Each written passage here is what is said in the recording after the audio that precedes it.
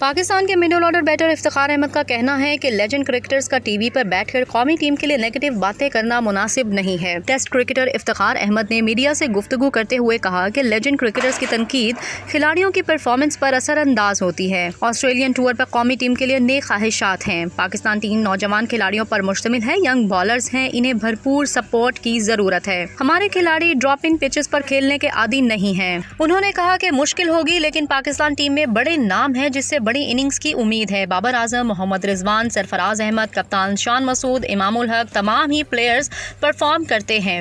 ये तमाम खिलाड़ी एडजस्ट होकर लंबी इनिंग्स लगाएंगे और पाकिस्तान को जितवाने में अहम किरदार अदा करेंगे। इफ्तिखार अहमद ने कहा कि हमारे मुल्क के लेजेंड्स को टीवी पर बैठकर कौमी टीम के हवाले से नेगेटिव बातें करना मुनासिब नहीं लगता। इंडिया या दीगर ममालिक की टीमों पर इतनी तनकीद नहीं होती जितनी पाकिस्तान पर होती है।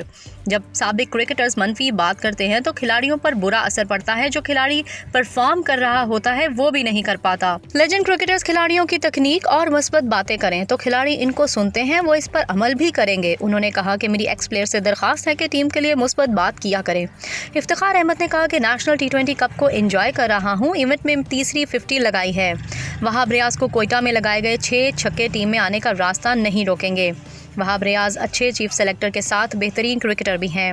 उन्होंने कहा कि फर्स्ट क्लास के 4 डे क्रिकेट में 40 से ज़्यादा की औसत से खेलता रहा हूं। 12 से ज़ायद सेंचुरीज कर रखी हैं। गुज़िश्ता बरस ऑस्ट्रेलिया के खिलाफ टेस्ट सीरीज़ में शामिल था।